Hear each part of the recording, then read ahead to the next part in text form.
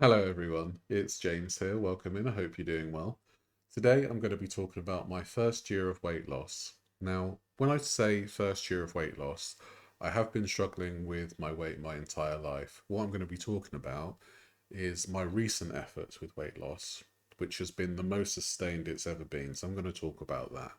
I have done diets previously. I've done things like Slimming World, I've done things like Weight Watchers, Cambridge Diet, soups and shakes, eating a particular food all day, every day with very bad results. So, the philosophy that has got me to losing around about £200 is the philosophy of eat less, move more. So, on day one, I took the philosophy of eat less, move more literally. I was eating a lot of crisps, 20, 30 bags of crisps a day, maybe, and then takeaways at night. And I I didn't go onto the fruit and veg right away. I took the amount of crisps that I ate and halved the amount I was eating. And I decided to go for quote unquote healthier options when it came to takeaways. So instead of a large pizza and fried chicken, it would be a curry with vegetables and rice. So it would be a healthier choice, and I would still feel like I've gotten that takeaway fix. And that was one of the reasons I wanted to go down that route instead of being like, right, that's it, just going to eat healthy from now on, was I know that I wouldn't be able to stick to it. I would be craving everything, and after a week or so, I would just give up and be like, right, that's it. I'm just going to stay being fat now. Screw it.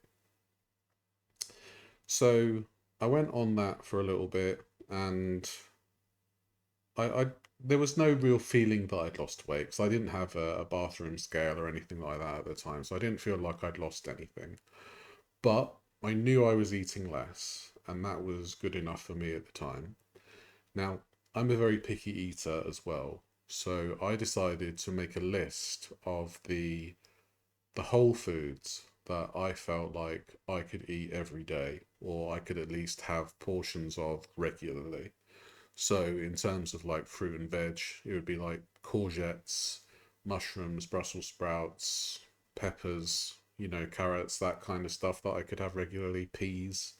And then proteins would be like egg, bacon, pork, chicken, and occasionally turkey and occasionally beef.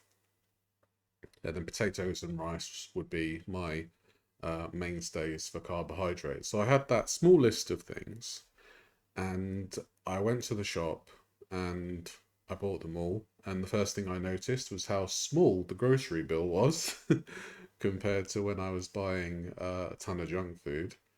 So I felt like I'd already had a win there, and that was something that would spur me on in the future, is the amount of money that I would save from just not eating shit was absolutely amazing. And I took all of that home, and instead of being like, right, I'll make meals every day, I decided to say, okay, instead of the takeaways, I'm going to have, I'm going to make dinner at least a set amount of times a week. I think it was like 4 times a week, something like that. So um, I bought I bought like 3 trays of chicken breasts and roasted them up with vegetables and some potatoes, and then I'd have that.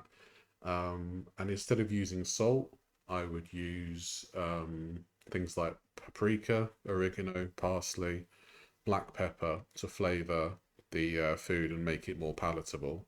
Because obviously, I was so used to the hyper palatable, ultra processed foods that are out there that anything that was whole food would be bland in comparison. And obviously, I didn't want to be eating bland food because then I know I would drift slowly back into the ultra processed life, which I obviously, didn't want to do.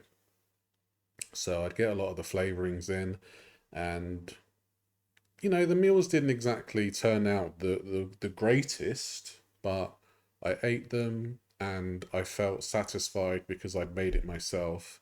I was like, this is all right, actually. I could do this more often. And instead of the takeaway pizzas, I would buy the frozen pizzas, which were slightly less calories. So I would buy the Croster and Mollica um, ham and mushroom pizza, which I believe is around about 900 calories, something like that. Your typical large frozen pizza is probably around the 1,000 calorie range, I would say.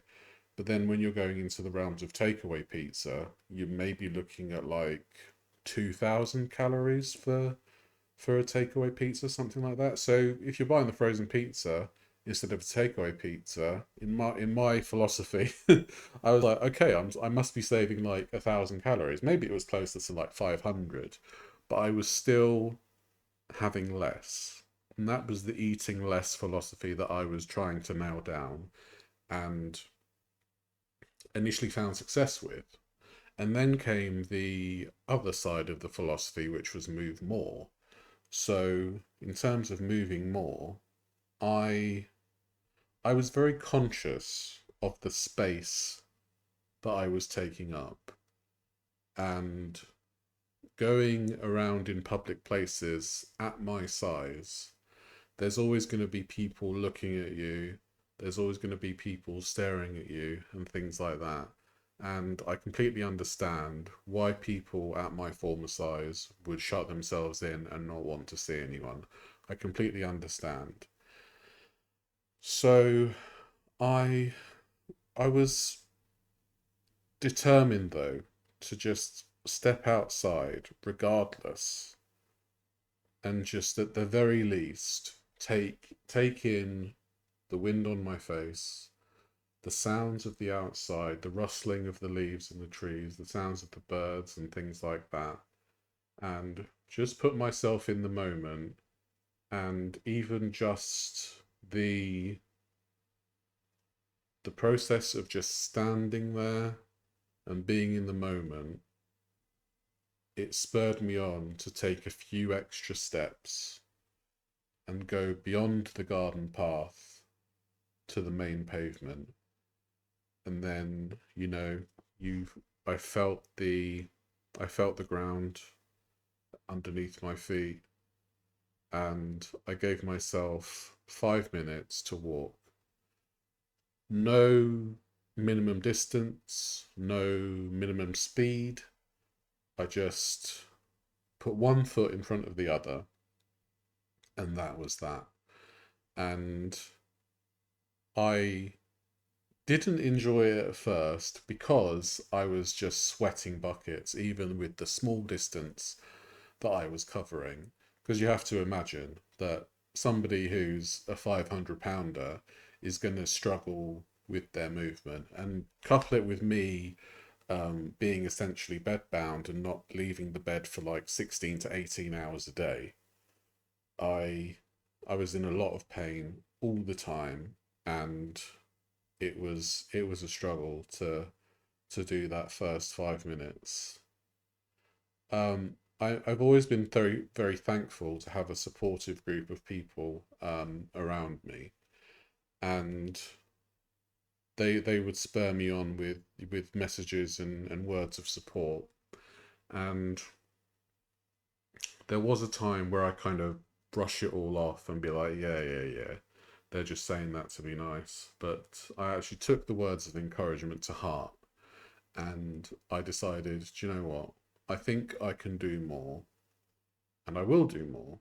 So the 5 minutes became like an extra 30 seconds, an extra minute, and there was a goal that I had in mind. I wanted to walk from the house I was staying at to the shops that were about a mile away or so, maybe less than that, slightly less than that. And I wanted to walk there. And me and my partner, Dan, we did walk there together eventually, in between me doing my little walks every day and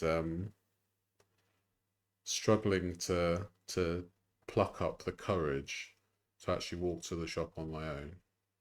But we did it together, and it was a very, very cold December evening that we walked to the shop together, and we made it, and I was absolutely exhausted, and we had to get a taxi to go back. But I felt such a sense of accomplishment doing that, and eventually I would be able to walk to the shop on my own, be knackered, and have to get a taxi back. Walk to the shop, be knackered, get a taxi back. But I was doing at the very least half of what I wanted to do. I was doing that zero point 0.8 to a mile, and I was like, yes, I can do this. And it actually helped me with my actually helped me with my choices of what I was buying in the shop as well, because I was like, oh, I don't want to undo all this progress that I was buying, that I was doing. So I would buy things like chicken breasts, like potatoes. So just things that, are cupboard staples, fridge staples, and soon I'd be making excuses like, I don't have any cheese, better walk to the shop. Things like that, So finding an excuse to want to go to the shop is a key thing. When you want to do your walking, maybe have a destination in mind of where you want to go. Just be mindful of how much you want to spend, I suppose. So eventually, instead of getting a taxi back, I would psych myself up and be ready to walk back as well with a bag of shopping in hand. So I was doing a bit of weight training as well for my walks on the way back. And again, it was that process of being in the moment and listening to things and just being present that got me to walk all the way back. Now, obviously, yes, I was extremely sweaty, extremely knackered on the way back, but I would sit on the sofa and be like, I did it. I actually did it. Oh my god. I'm actually walking. I'm actually doing really well, and things are falling into place. And it was just the greatest feeling. And eventually, when the months were passing by and we got to the end of the first year, I had gone from around about 35 stone down to about 26, 27 stone, something like that. And it was all because I did things that were kind to myself.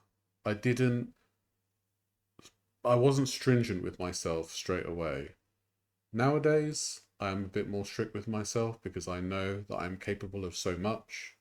And when you're capable of a lot of things, you can stand to give yourself more discipline when it comes to food and when it comes to exercise.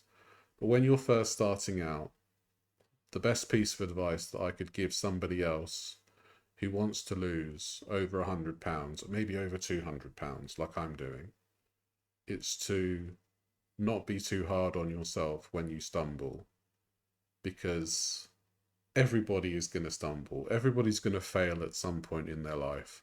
I don't think anybody is a success in every single aspect of their life. Like somebody that's never failed in any aspect of their life, they just don't exist. And I think being kind to yourself when you're first starting out losing weight is so key to getting to the next level and enacting that discipline, because you can show yourself that you can achieve things. You can show yourself that eating less and moving more is as simple as it sounds. It's just your mental and physical hurdles that you need to overcome in order to make that philosophy happen. So yeah, that was basically a little overview of my first year of weight loss. And it all started with that philosophy: eating less, moving more, taking the first bite of something good for you, taking that first step towards exercise, and then you reward yourself not with food, you reward yourself with your happiness, you reward yourself with your satisfaction, and then you can reward yourself with your discipline, and you can be an absolute fucking unit. Isn't that right, Julia? Aye, exactly. So, yeah, that's what I wanted to say. So, you'll take care of yourselves, and I shall see you in the next video. Bye bye.